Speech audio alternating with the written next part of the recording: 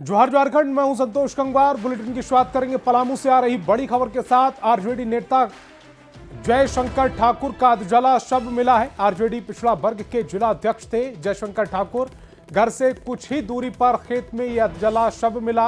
हत्या कर शव को जलाकर फेंकने की आशंका जाहिर की जा रही है।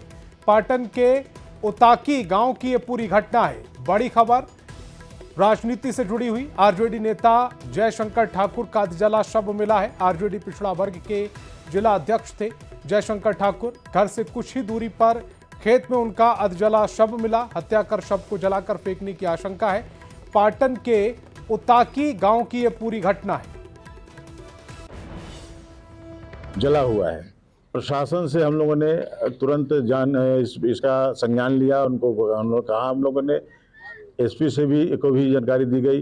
जो हत्या हुई है और हत्या हुई है तो इसमें यहाँ के प्रशासन को पूरा गंभीरता से लेते हुए जो अपराधी है, जो अपराध किया होगा, उनको पकड़ने का काम करें। और देवघर में बदमाशों ने पुलिस को चुनौती दी है। मधुपुर में एचडीएफसी बैंक में लुटेरों ने करोड़ों की लूट की वारदात को अंजाम दिया। हथियारबंद अपराधियों ने बैंक में घुसकर कर्मचारियों को पहले बंधक बनाया, फिर उनके साथ मारपीट भी की और फिर करोड़ों की ज्वेलरी और कैश लेकर फरार हो गए। रिपोर्ट दिखाते हैं।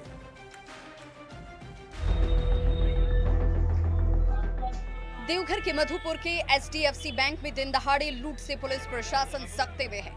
6 हथियारबंद लुटेरों ने बैंक से करोड़ों की लूट की वारदात को अंजाम दिया है। लुटेरों ने बैंक कर्मियों को पहले बंधक बनाया और फिर उनके साथ मारपीट भी की गई।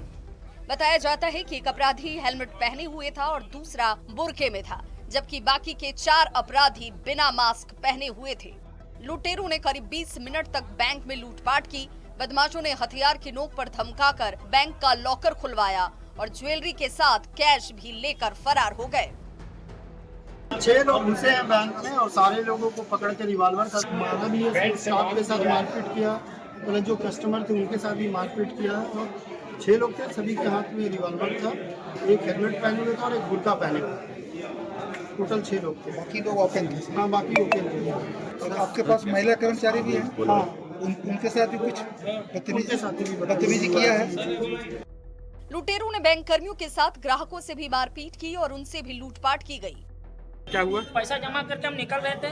तब तक एक खान ड्रेस पहन के पिस्टल हाथ में था, वहाँ से चल गए थे। बैठाया 6 आदमी था वो लोग, ठीक है, सबके हाथ में पिस्टल था।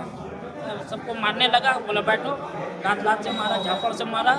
उसके बाद सबको हाथ में टेप से बांध दिया। सबका सबूत मिटाने को लेकर लुटेरे बैंक में लूट के बाद सीसीटीवी के डीवीआर को भी अपने साथ लेकर चले गए। फिलहाल पुलिस लूट की जांच में जुटी है, लेकिन इस वारदात के बाद पुलिस की मुस्तैदी पर सवाल तो जरूर उठ खड़े हुए हैं। न्यूज़ 18 के लिए देवघर से मनीष दुबे की रिपोर्ट। और खबर रामगढ़ से है, जहां अवैध कोयला खनन और तस्करों के खिलाफ अभियान लगातार जारी है। वेस्ट बोकारो ओपी क्षेत्र के सीसीएल केदला प्रोजेक्ट के 6 नंबर बंद पड़े अवैध कोयला खदान के मुहाने पर कंट्रोल ब्लास्टिंग करके उड़ा दिया गया। कंट्रोल ब्लास्टिंग के लिए कुल 6 होल किए गए थे, जिसमें 2100 किलो बारूद का इस्तेमाल किया गया। कंट्रोल ब्लास्टिंग से अवैध मुहाने को ध्वस्त करने की कार्रवाई के बाद कोयला तस्करों में हड़कंप मचा हुआ। जिला प्रशासन ने कहा कि अवैध कोयला खदानों पर इस तरह की कार्रवाई आगे भी जारी रहेगी।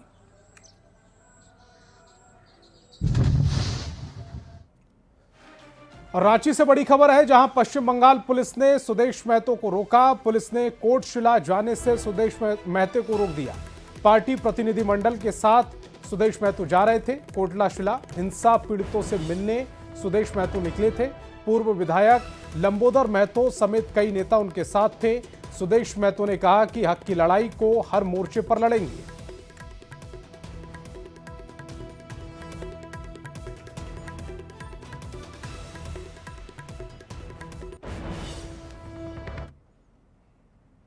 পরিষ্কার আপনাকে বলছি তো। পরিষ্কার আমিও তো বলছি। পরিষ্কার আপনাকে অর্ডার করতে যা रहे हैं क्या আপনার সাথে আমি কথা वो भी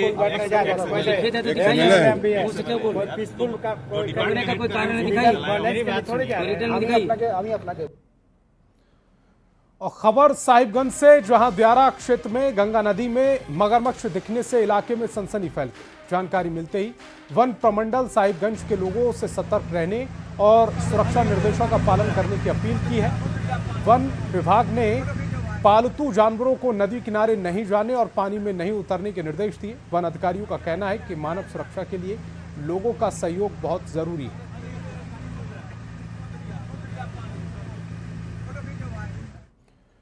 और जीएसटी की नई दरें लागू होने के साथ ही जीएसटी उत्सव शुरू हो गया है और राजगढ़ के बाजारों में गाड़ियों की खरीदारी के लिए बड़ी संख्या में लोग अलग अलग शोरूम पहुंच रहे हैं। ऑटोमोबाइल पर 28% जीएसटी दर घटकर 18% हो गई, जिसके बाद रामगढ़ में 200 से ज्यादा 2 व्हीलर और 100 से ज्यादा 4 व्हीलर की बिक्री हुई। अकेले बुलेट के शोरूम में 40 गाड़ियों की डिलीवरी आज हो गई।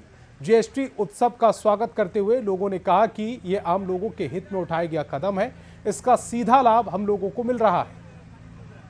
रामगढ़ जिले में 200 प्लस 2 व्हीलर्स बिकेंगे और उम्मीद है कि 100 के आसपास 4 व्हीलर गाड़ी बिकेगी। ये बहुत अच्छी सेल है और जो सरकार ने आज जीएसटी पर छूट दी है, उसके कारण वास्तव में पूरे इंडिया में जीएसटी उत्सव मनाया जा रहा है। इसमें हमको मिनिमम 20,000 का मिला है छूट और कुछ होगा नहीं पता नहीं, लेकिन 20,000 का मिला।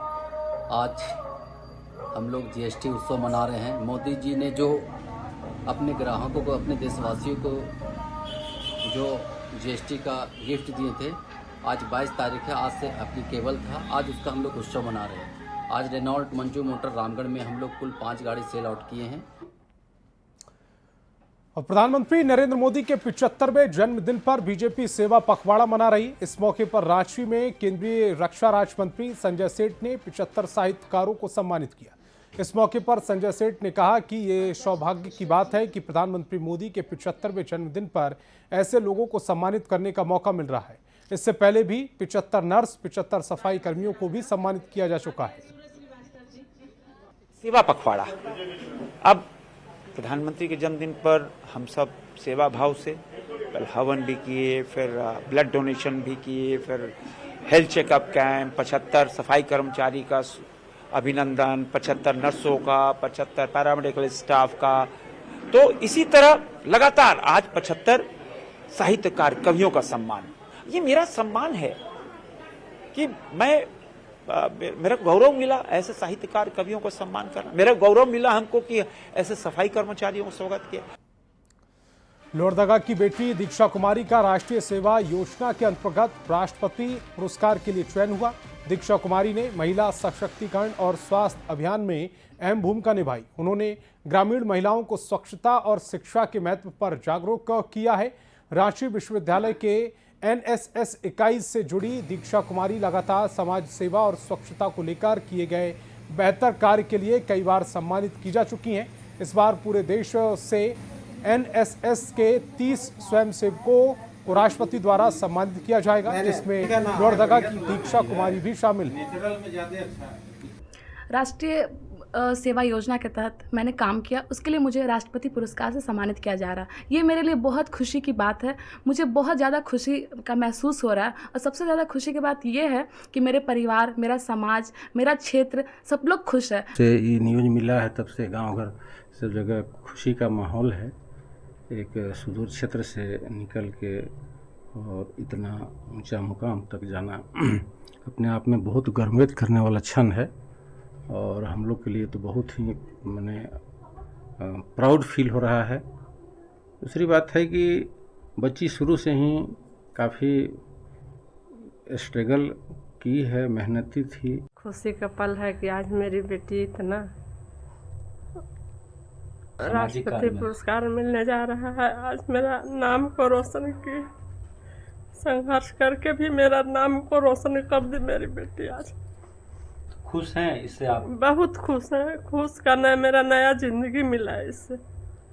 बेटी पर प्राउड फील कर रहे हैं, गर्व महसूस कर रहे हैं? बहुत गर्व महसूस है मेरी बेटी से। और दिल्ली में आयोजित सरस आजीविका मेले में झारखंड की महिलाओं की धूम रही। मेले में 25 लाख से अधिक का कारोबार हुआ। झारखंड की पारंपरिक कला और व्यंजनों ने सभी का दिल जीत लिया। झारखंड की ग्रामीण महिलाओं को प्रोत्साहित करने झारखंड सरकार में ग्रामीण विकास मंत्री दीपिका पांडे सिंह भी सरस मेला पहुंची। झारखंड के व्यंजनों का स्वाद हिट रहा, इससे राष्ट्रीय स्तर पर तीसरा पुरस्कार मिला।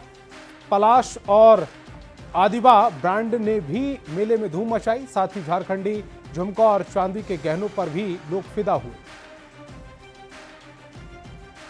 और रामगढ़ से बड़ी खबर है, मजदूर बलदेव बेदिया की मौत पर आक्रोश, परिजनों और ग्रामीणों का हंगामा देखने को मिला। ग्रामीणों ने शव रखकर प्रदर्शन किया है। सेल के जीएम ऑफिस में तोड़फोड़ की है। कॉन्फ्रेंस हॉल में भी तोड़फोड़ की गई। नौकरी और मुआवजे की मांग की जा रही है। सेल में इलेक्ट्रीशियन बलदेव बेदिया थे। रेलवे स्टेशन पर बलदेव का शव मिला, जिसके बाद से अब लगातार ये आक्रोश बढ़ता जा रहा है। मजदूर बलदेव बेदिया की मौत पर परिजन नाराज हैं। हंगामा किया गया है, शव को रखकर प्रदर्शन किया गया। खबर हजारीबाग से, जहां जिले के मटवारी गांधी मैदान परिसर में इस बार दुर्गा पूजा के लिए अनोखे पंडाल का निर्माण किया जा रहा है। इस पंडाल की सबसे खास बात यह होगी कि इस बार पंडाल में ऑपरेशन सिंदूर को भी दर्शाया जाएगा। दुर्गा पूजा समिति ने दिल्ली के थल सेवा भवन की रूपरेखा के आधार पर पंडाल तैयार किया। और वक्त एक छोटे से ब्रेक का।